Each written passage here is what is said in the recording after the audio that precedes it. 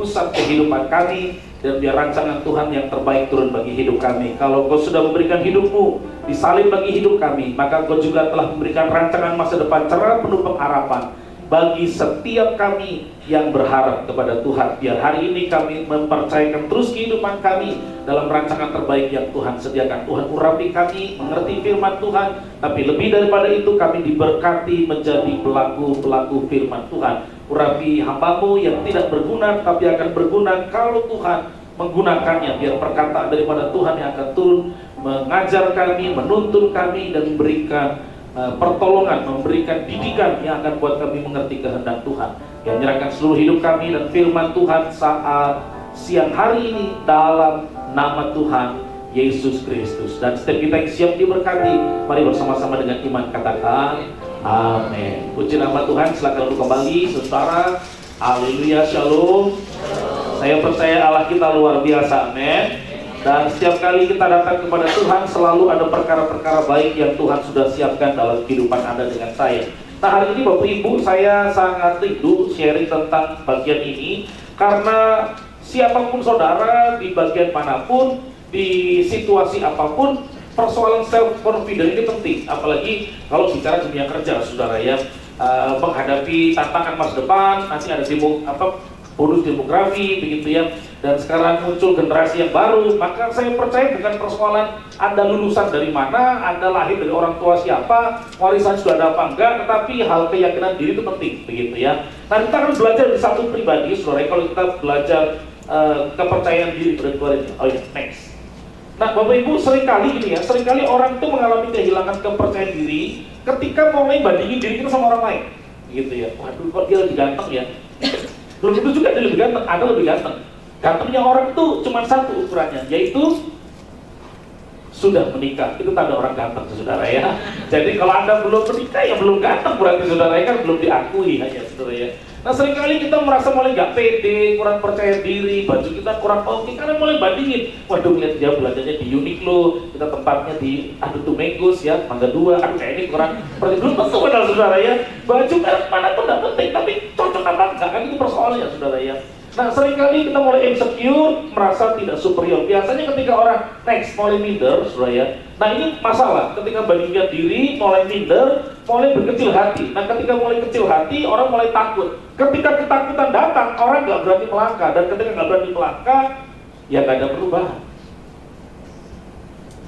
Saya kedatangan tamu tahun lalu, saya doa, sudah dalam doa saya, Tuhan kirimlah pembicara di gereja kami yang dari luar negeri lah, gitu ya. Saya sering khotbah luar negeri, tetapi pembicara native speaker saya belum pernah kenal, yang dekat belum pernah, ya. Tapi puji Tuhan, tahun ini ada 4 pembicara luar negeri datang di semester 1, ada 4 kali, semester 2 cuma sekali, gitu ya. Tapi dari situ belajar, ya. Kalau ketemu mereka, nah ini persoalan saya, ya. Bahasa Inggris saya itu bahasa Inggris salah paham, ya. Saya salah grammar, tapi you paham lah kira-kira gitu, saudara ya. Yang penting mau asal ngomong begitu. Dan begitu mereka datang, langsung mulai pikir, ini penerjemahnya siapa kalau mereka ya? Dan saya udah percayakan diri saya, udahlah, pokoknya kalau semua tim translator nggak ada, saya pinjam dari gereja sebelah nggak ada, ya sudahlah, terpaksa saya akan khotbah. Dia khotbah ke kanan, saya khotbah ke kiri, yang penting gerakannya sama. Saya pikirnya begitu tadinya, saudara ya, tapi puji Tuhan kirim translatornya lebih ngerti daripada saya. Apalagi kalau pembicara Uganda, agak Afrika gitu kan, aksen itu jadi persoalan ya. Kalau British, Australia, Amerika masih jauh lebih mudah menerjemahkan, tapi kalau sudah ketemu orang yang aksennya berubah, itu yang saya agak bergumul. Banyak doa puasa dan mendoakan supaya dia cepat selesai khotbahnya begitu ya. Nah, teman-teman, seringkali ini persoalannya. Ketika kita mulai minder, insecure datang, kita mulai nggak yakin, padahal Anda diciptakan Tuhan sangat unik. Amin. Puji Tuhan ya. Boleh nggak ada amin sedikit lah supaya. Nah, Bapak Ibu dikasih Tuhan Yesus, kalau Anda nggak percaya diri, menariknya begini. Profesor E.L. Bernard membuat penelitian 30.000 orang dengan 5 benua yang lahir dari 5 benua yang berbeda, saudara ya. Miskin atau kaya nggak persoalan, cacat atau tidak cacat nggak persoalan, cantik ganteng atau tidak nggak persoalan, warisan orang yang bagus apa enggak, pendidikannya luar negeri, orang kasa atau luar neraka juga nggak persoalan. Tapi 30.000 orang setelah diteliti menghasilkan 3 hal. Ternyata uniknya begini, setiap Anda lahir ke bumi ini punya 3 hal yang sama. 1, ability. kedua creativity, ketiga productivity. Semua orang punya. Tapi ketika mulai bandingin, nah kita mulai merasa saya nggak bisa. Wah, masuk kantor ini terlalu hebat kantornya, saya kayaknya nggak cocok di sini, cocok di Tambun. Kualitasnya SDM nggak turun. Kalau masuk Kuningan atau Sudirman, Tamrin kan Golden Triangle Indonesia, sebenarnya kelasnya beda. Begitu juga. Jangan Anda pikir yang di Tambun lebih gampang, susah juga di sana. Karena saya pernah khotbah di kampung di Tambun yang baru dibangun, bagus lah ya, model kayak Singapura punya. Susah juga kualitasnya ternyata, nggak gampang juga. Gak, karena Tambun, pinggir, Cikarang, ternyata enggak juga. Nah hari ini Bapak Ibu, mari kita akan belajar dari firman Tuhan kisah tentang bagaimana orang ini memperkuat kepercayaan dirinya. 1 Samuel 17 ayat 10 sampai ayat yang ke-11. Kita akan, semoga dari ujung belakang bisa masih kelihatan saudara ya. Tapi kalau nggak kelihatan boleh buka HP suci saudara. Tapi tolong jangan WA suci atau Instagram suci saudara ya. Mari kita akan baca bareng-bareng 1 Samuel 17 ayat 10 sampai 11. 2, 3. Pula kata orang Filistin itu, aku menantang hari ini barisan Israel. Berikanlah kepadaku seorang supaya kami berperang seorang lawan seorang. Ketika Saul dan segenap orang Israel mendengar perkataan orang Filistin itu, maka cemaslah hati mereka dan sangatlah. Nah ini menarik saudara ya. Anda sudah tahu kisah tentang Daud dan Goliat. Yang setuju katakan amin. Yang pernah dengar khotbah Daud dan Goliat bisa katakan 1, 2, 3 bisa katakan. Oke, yang katakan boleh turun keluar aja saudara. Saya khotbah bagi yang belum saudara. Nah Bapak Ibu jadi menarik karena kenapa? Pada zaman itu saudara ya, pembicara saya dari Uganda itu tingginya 1,9. 1,9 anak ke-8 dari 12 bersaudara, dan dia mengakui dia paling pendek dari keluarga. 1,9 itu paling pendek. Nah saya nengoknya begini kalau lagi ngobrol gitu ya. Tapi foto bareng anak saya yang kecil. Nah, anak saya yang kecil ini nomor saya punya anak 3 sebenarnya. Yang nomor 2 sama nomor 3 itu lebih jago bahasa Inggris daripada saya sebenarnya. Maklum kelahiran anak zaman sekarang yang diajar sama Mbak Yu ya, Mbak YouTube maksudnya ya.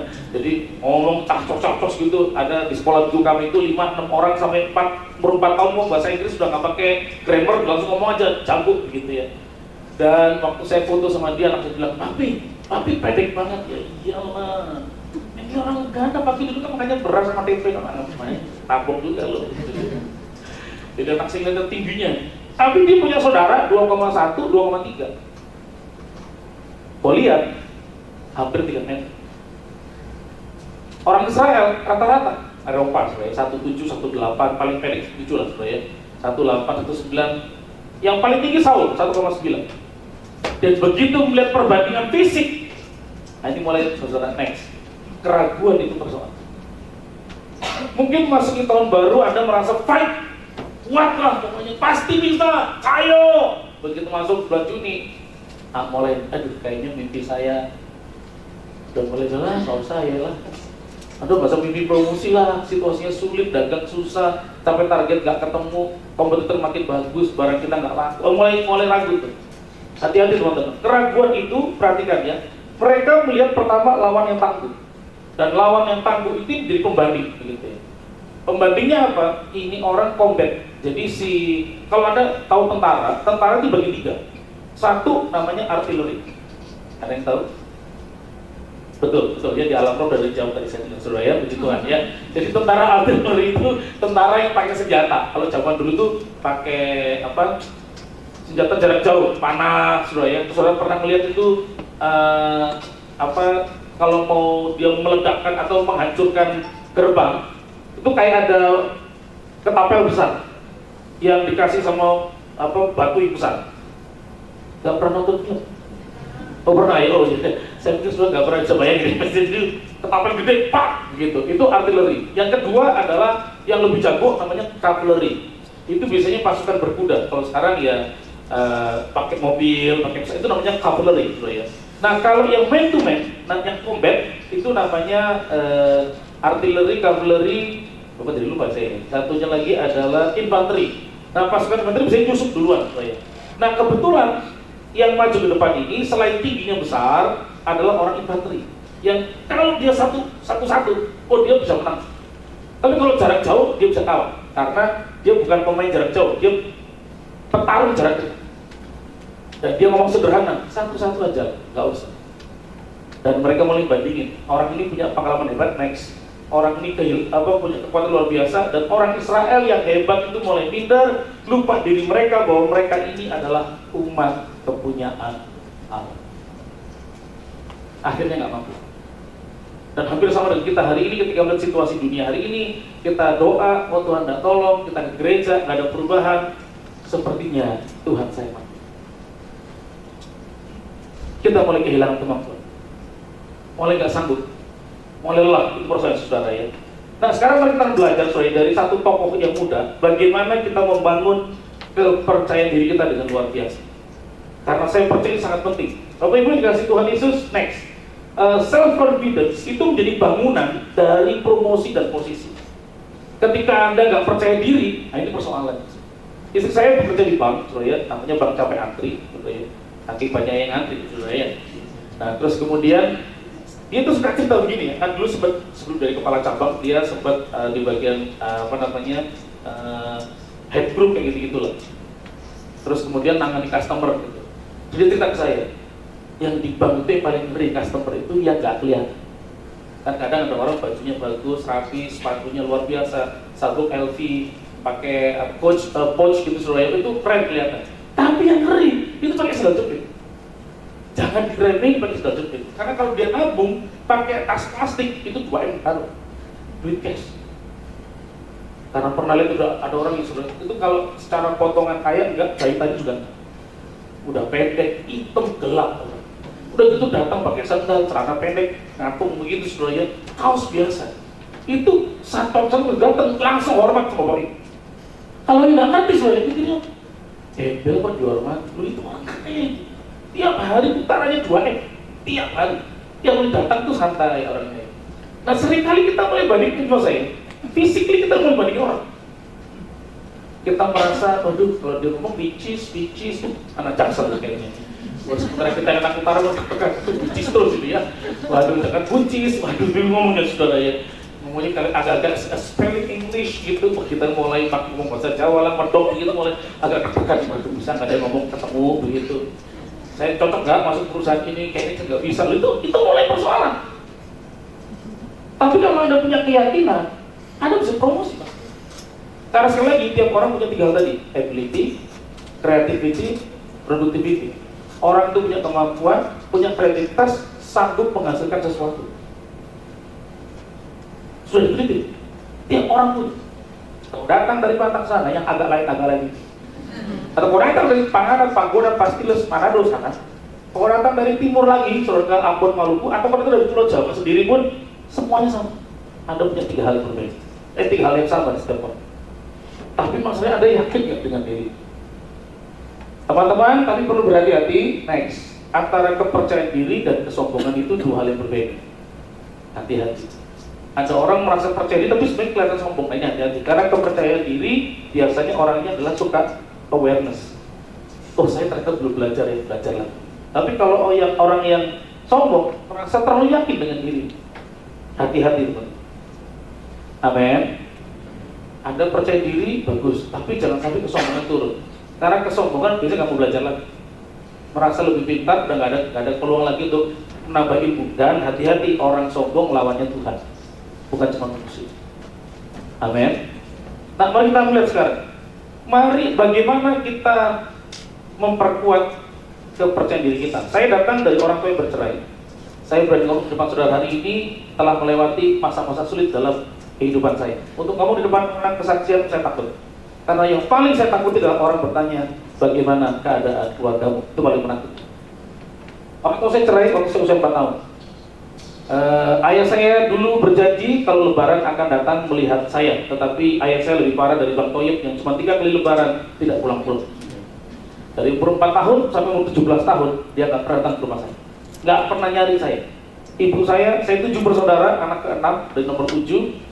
Anak pertama kuliah, kedua dikasih kuliah, mau kuliah, anak pertama nggak mau kuliah, anak kedua kuliah, anak ketiga bisa kuliah, keempat, 5, 6 nggak bisa kuliah. Artinya SMA itu udah paling tinggi dalam hidup saya, dan nggak pernah bermimpi macam-macam. Dan di situ minder mulai terus, mulai nggak yakin, bisa nggak punya masa depan. Saya tinggal di sebuah daerah di kota Malang. Ada tahu Malang ya? Itu Eropa Utara, agak ke kiri dikit teman-teman ya. Di daerah Malang yang orang bilang kalau kamu tinggal di kampung itu katanya pada masa depan suram, harus keluar, take out dari kampung itu. Dan saya juga nggak ngerti keluar dari mana, keluar kemana, dengan siapa, bagian juga nggak tahu cara. Ya sedih aja. Dan memang kan pasti ya, dengan siapa kamu bergaul akan menjadi siapa kamu adanya.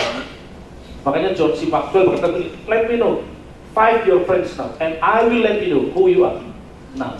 Artinya segeralah bayar perpuluhan tepat pada waktu. Itu terjemahan tadi. Kasih tahu ke saya 5 teman kamu sekarang, dan saya akan kasih tahu siapa kamu sekarang. Teman-teman saya, keluarganya cerai juga. Ya ngerokok akhirnya, minumlah dari mulai SD juara 1, SMP mulai juara 3, turun 5 besar. Ya karena nggak ada dorongan. Teman-teman, hati-hati. Anda tidak pernah dilihat dari hari ini. Anda lihat itu hari esok. Ya masih bangun kata-kata. Anda nggak cuma diperhitungkan hari ini, masih ada hari esok. Itu maksud saya. Bisa dirubah hari esok. Amin. Tapi Anda perlu percaya diri, hari ini saya lebih baik. Bisa lebih baik dari besok. Dan jujur sekali lagi di otak saya, SMA itu sekolah terakhir dalam hidup. Sekarang mari kita akan belajar bagaimana kita memperkuat diri kita. Belajar dari kisah Daud. Satu adalah Anda dengan saya mesti mengenali kelebihan dan kekurangan, dan ini yang paling susah dari orang Indonesia. Kasih tahu ke saya kelebihan kamu. Aduh, lebih saya apa ya? Kayaknya nggak ada yang bisa ngalahin saya. Oh, itu bukan kelebihan, itu namanya ya. Itu namanya ketidaktahuan, saudara ya. Berapa kita kalau suruh biasa kalau interview ya, coba kasih tahu, ungkapkan diri kamu siapa. Aduh, apa ya? Ya gitulah kata ibu saya, kata bapak saya, kata bahkan kata penting saya juga begitu. Kita susah tuh tahu kekuatan kelemahan kita. Daud tahu kelemahannya. Mari kita lihat di dalam 1 Samuel 17 34-36, yaitu 1, Daud terbiasa dengan pertarungan.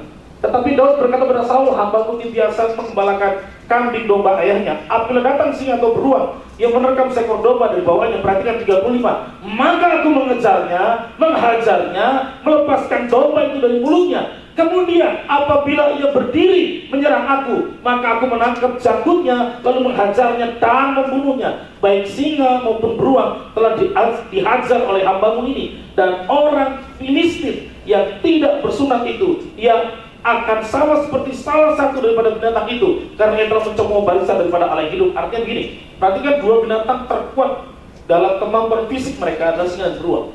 Singa punya dua kemampuan, gigitan, tapi juga cabikan. Nah, beruang juga sama sebenarnya. Beruang itu berbahaya ketika dia berdiri sebenarnya. Karena kenapa?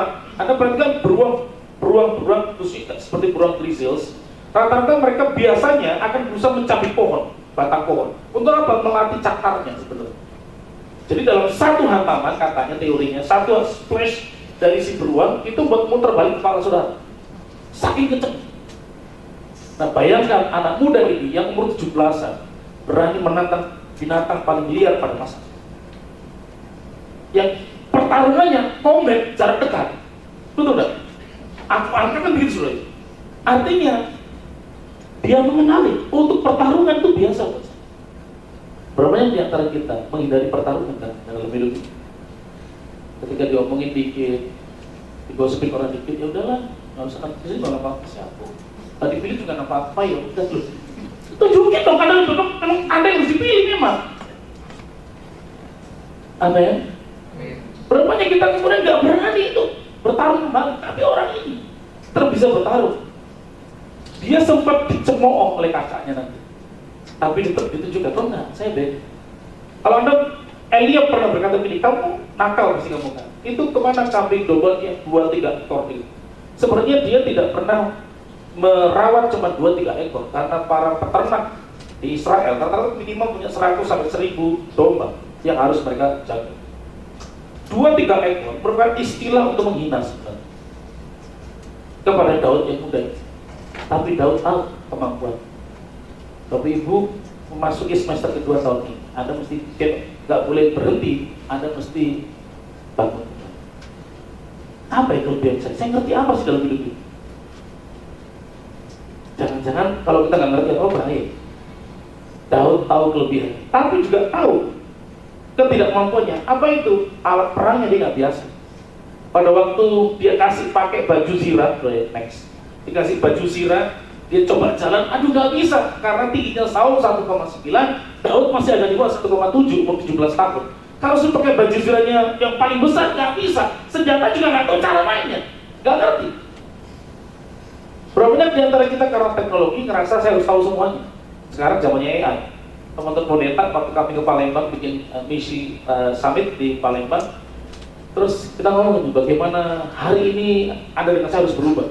Ya dengan AI itu kan bisa menjadi kompetitor atau menjadi wahana untuk kita lebih maju lagi sebenarnya. Saya bilang kepada teman pendeta di sana, oh saya pernah sekali khotbah pakai AI, coba-coba dulu ya kan. Anda kasih prompt ke dia, kasih perintah. Jadi saya bilang ini, saya pengen khotbah keluarga Kristen yang harmonis. Ayatnya harus ada 5, slide-nya ada 10, ada kata-kata bijak seperti ini, bla bla bla. Dan dalam 2 menit. Jadi, oh keren. Tapi ya jadinya ya pasti AI soalnya kan beda dengan kita pendeta yang sekolah teologi yang background ayat ngerti. Kalau dia kan asal comot. Anda ngerti maksud saya ya? Kalau nggak ngerti pura-pura ngikut aja sebenarnya. Jadi AI-nya pokoknya dipikir bagus. Tapi kalau kita kan baca ayat, ini backgroundnya ayat ini, kitabnya apa kan tahu sebenarnya.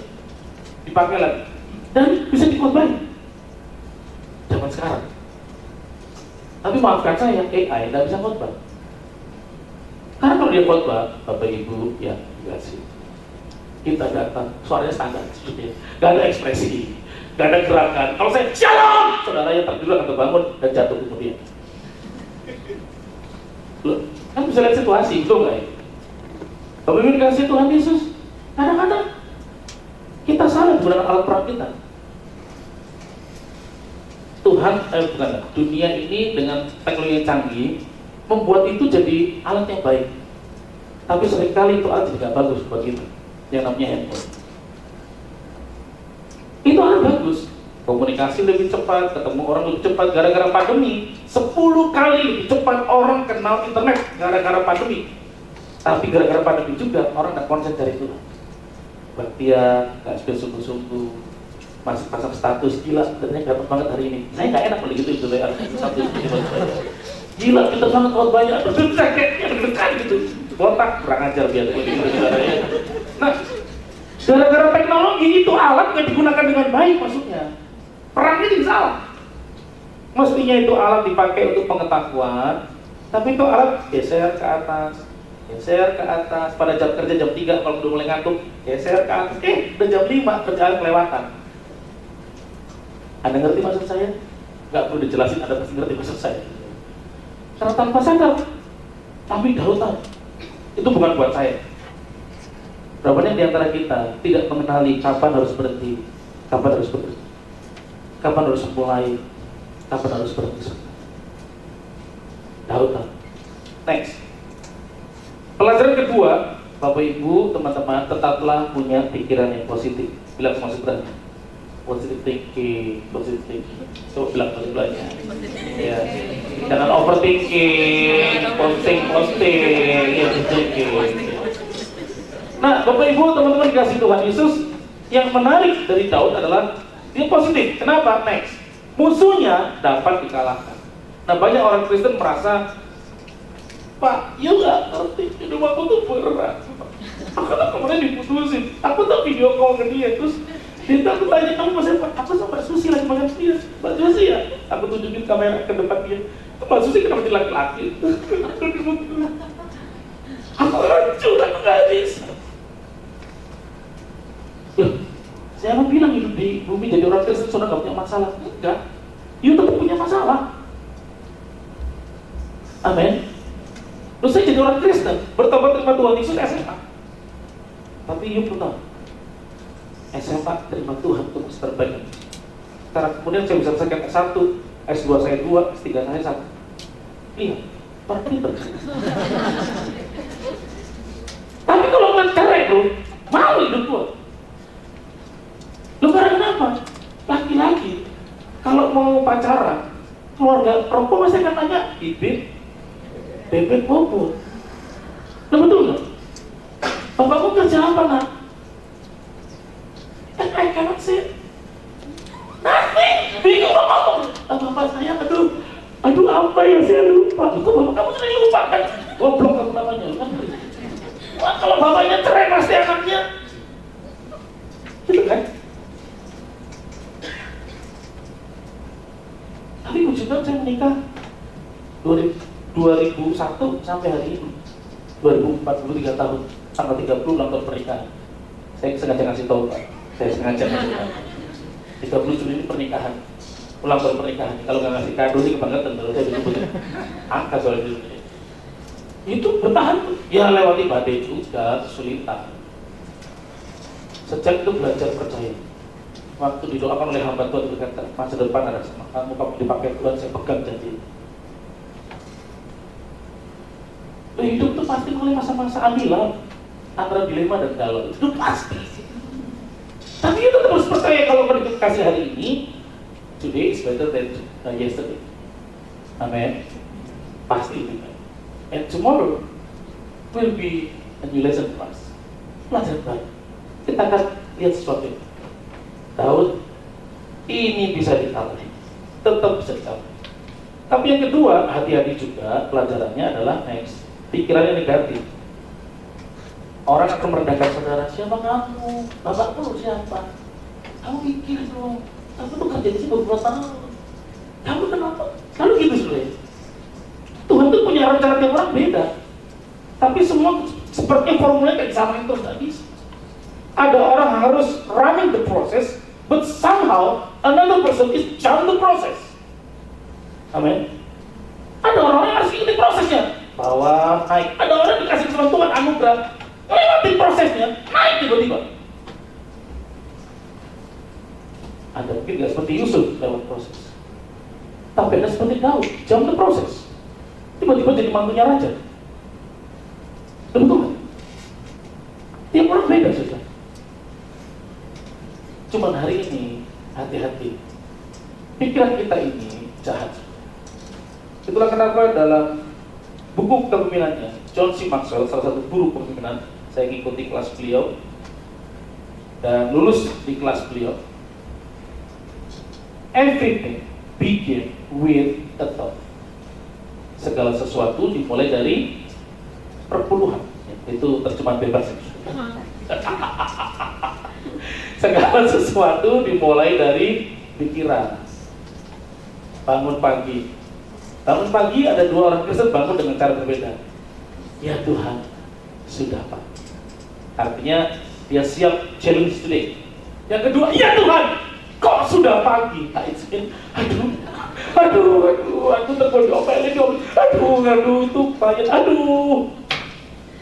Nggak siap dengan satu. Hari ini pun saya, aduh, dan mungkin Pak Mario juga, aduh, pendeta botak belum datang juga, aduh.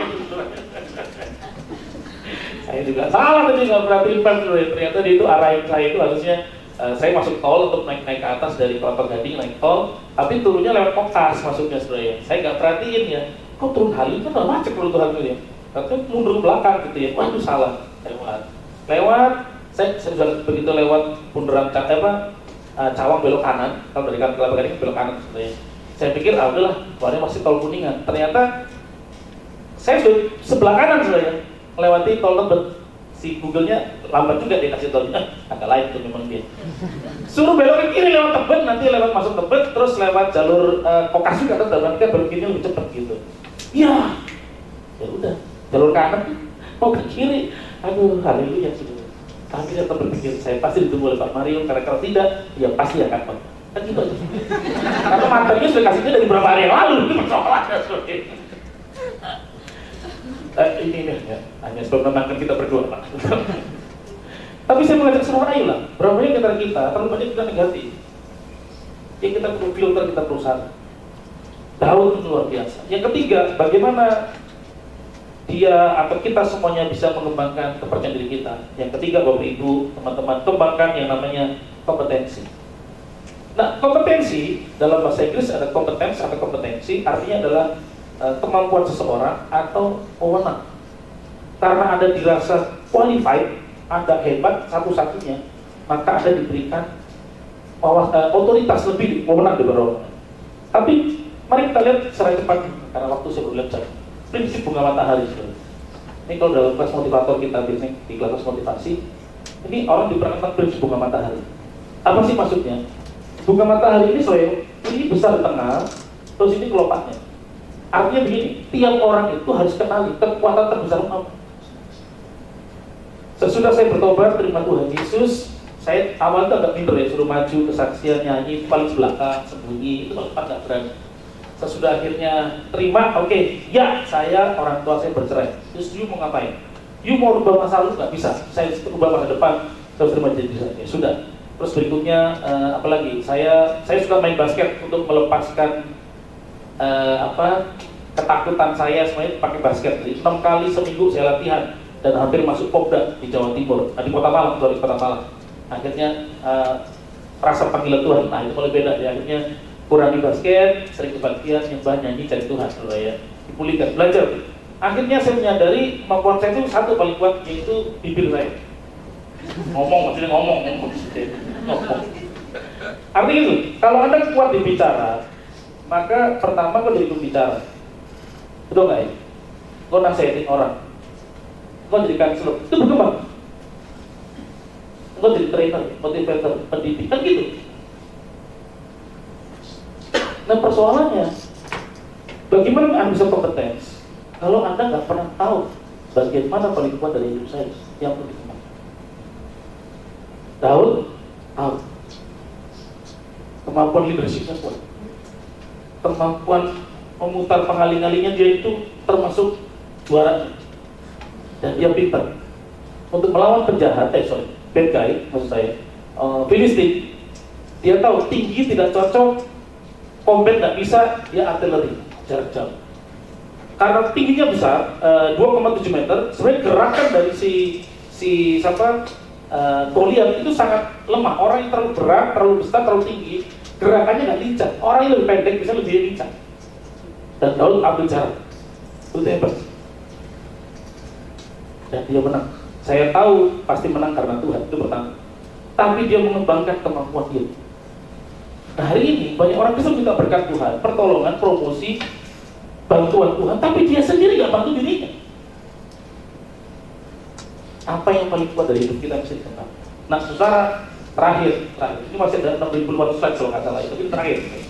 Karena waktu sudah tidak balik ke kantor, takutnya dijawabin bos, gaji hari dikurangin, ya. Terakhir. Nah, salah satu cara untuk mengembangkan diri, Bapak Ibu, teman-teman, adalah harus mengenal istilah namanya KSK. Saya tahu KSK ya, knowledge, next, skill, attitude, ability. Tiap orang itu harus mengembangkan ini, knowledge, sekali lagi, skill, ability. Pengetahuan, ayolah, jangan jadi orang Kristen cuma lihat Instagram, reels orang, tapi nggak pernah belajar apa.